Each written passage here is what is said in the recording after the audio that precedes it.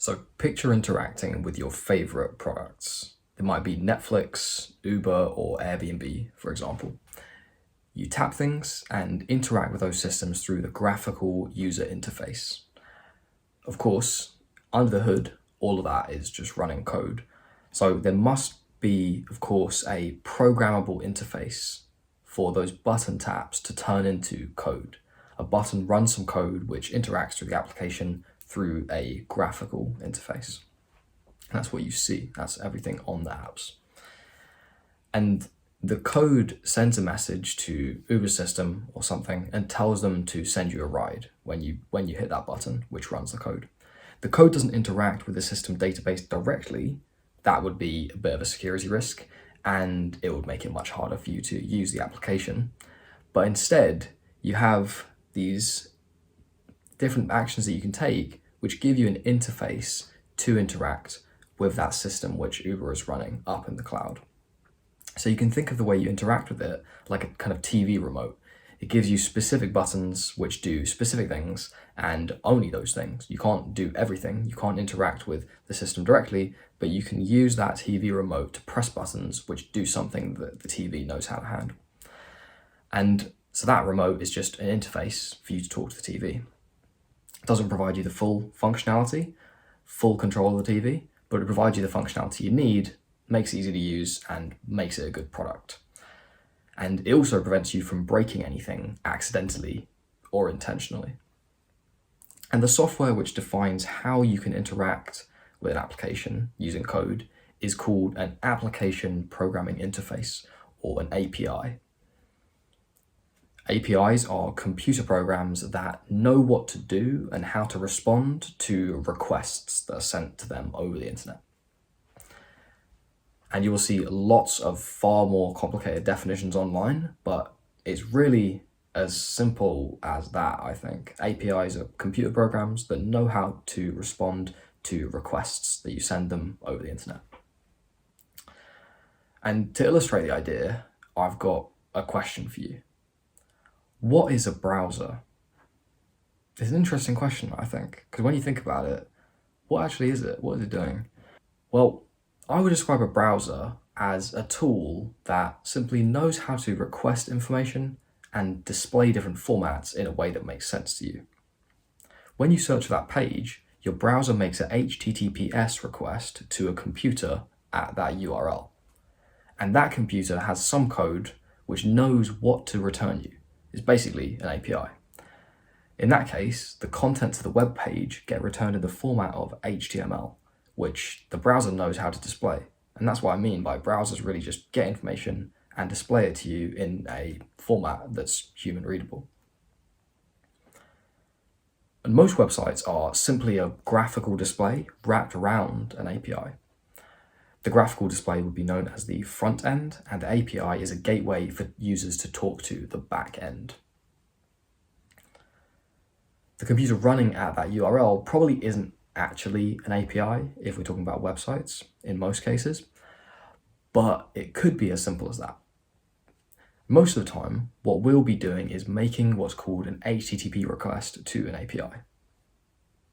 But before I get further into that, I should actually talk about those communication protocols like HTTP, which I've mentioned a few times. So a protocol is a predefined set of rules for communicating. The protocol tells computers how to format the message when reading it and how to interpret the raw data when receiving it. And you've probably heard of some other computer protocols as well, like HTTP, HTTPS, SSH, or IP. Another key term to know about is a request. So a request is a message sent from one computer to another, and typically a response is returned in the opposite direction. A request must be sent using a protocol which tells both computers the rules for how to send and interpret those messages. And in Python, it's super easy to make HTTP requests using the requests library. And if we print the response, we'll see this response object. The number there is a status code. Every API request should return a status code, and in Python, you can access that status code from the .statuscode attribute of any response object. And there are loads of other possible status code which all mean different things. The basics to be familiar with are the response codes in the 200s are returned from successful requests. The responses in the 400s are returned from client errors. That's when the machine making the request has done something wrong.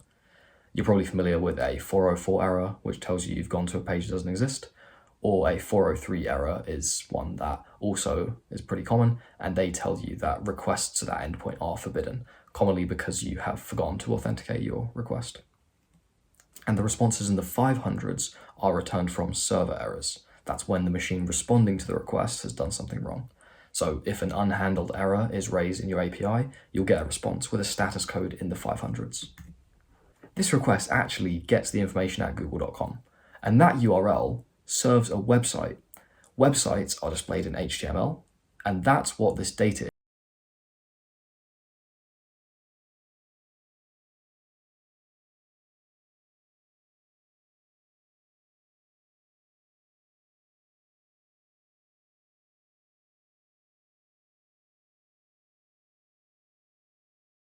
Let's make a request to an actual API, the Pokemon API. Of course, and as always, I don't expect myself to know how to do this, so I'm going to look it up and we're going to look at our first API documentation. Click into the documentation. It gives me an example of a URL I can make a request to. It says check out the docs. I'm going to click into that. What's in here? Okay, well, it looks like these are the different things I can request. Let's go to the Pokemon. And here we've got different things about the Pokemon. So within Pokemon, we've got abilities and so on. And then we just got plain old Pokemon here. So here, it looks like this is the URL we need to make a request to actually get a particular Pokemon. And we'll just put its ID or name in there. This API, like lots of APIs, returns JSON. The response object has a method that decodes its content as JSON and returns it called .json. And if the response isn't valid JSON, and you try and call this method on a response, it will throw an error. This diagram shows what the structure of an API might look like for an imaginary online store. It might not make sense to get every piece of data from an API at once, so it makes sense that the API is split up into different parts. We might have one part that I can get my user data from, another part where I can get my basket from, and another part where I can get my recommendations from. This nested structure makes the parts easy to find and understand, and we call each different part of the tree an endpoint. Each of these endpoints has a different URL, and we can make requests to each of them. Each URL is made up of an API route and a path on that API. The API route is common for all the endpoints in the same API. You should also know that we typically call the machine making the request the client, and the machine serving the request the server. You can imagine many systems working in a similar way where a user talks to some service through some defined interface, and so you might even hear something like a Python library be referred to as an API. So it really kind of has somewhat wide definition there. So for example, you might hear people talking about the sklearn library as the sklearn API because it's a way for a user to talk to the code within sklearn. Even though we can make requests to any website URL to get data, that's certainly not all that we can do. APIs are programmable interfaces to some application. And if you think of all the ways that you might want to interface with some product, you'll quickly realize that not every interaction is about getting data. For example, you might want to post information to Instagram, sending it out rather than receiving it.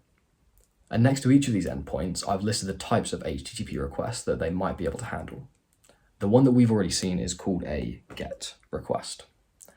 The other common types of requests are POST requests, PUT requests, and DELETE requests.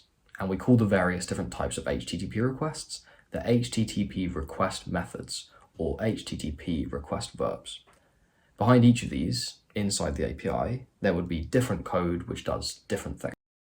POST, GET, PUT, and DELETE roughly correspond to the CRUD operations that you might be used to from working with databases.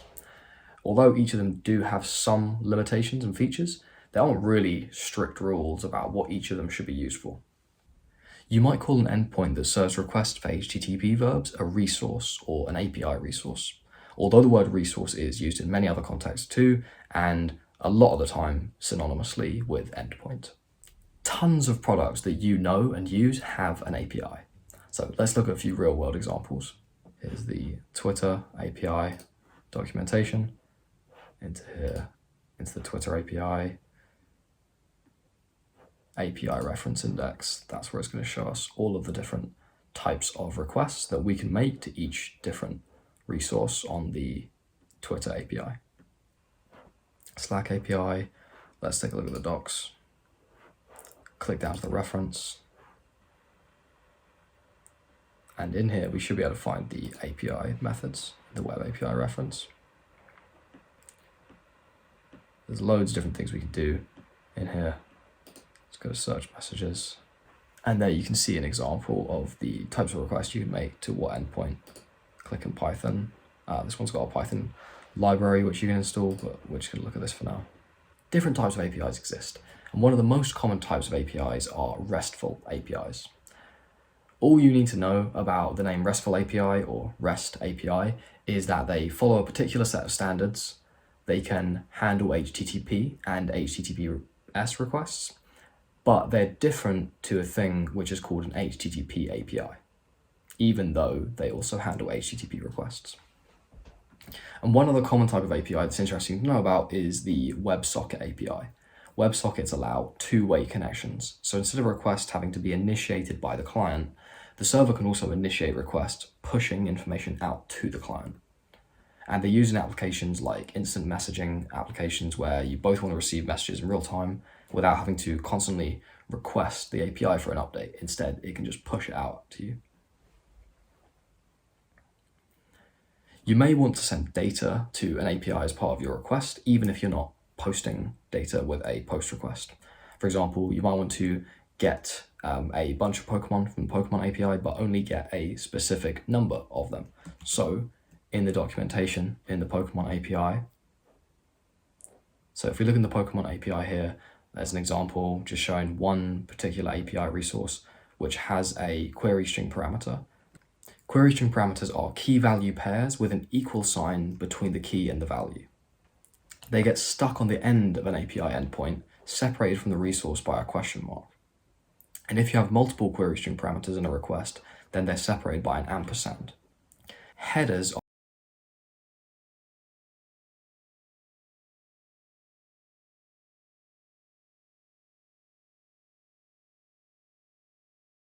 And while I realize I haven't done it yet, what I'll also say here is that requests can do all the other different kind of methods like put, post, patch, delete, etc., other than get, just by changing that to post.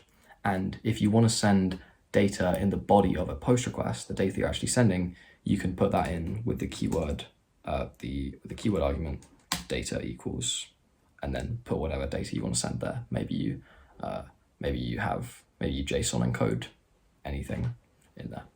And often APIs require you to be authenticated too. And the typical way to do this is to provide a token as the value for a specific header. So you can see here in the Slack documentation, it's got a required arguments token, and it says token should be passed as an HTTP authorization header, alternatively as a post parameter. So you would take your API key, which wouldn't be covered up like that. You'd put it in as a value for the key authorization. You can often find or generate API keys in the settings for whatever service you're trying to use. Although API documentation can vary wildly, it's useful to get familiar with it. And if you want to interact with some service using code, there might be an API for it. And for questions about any decent API, the answers are always in the documentation.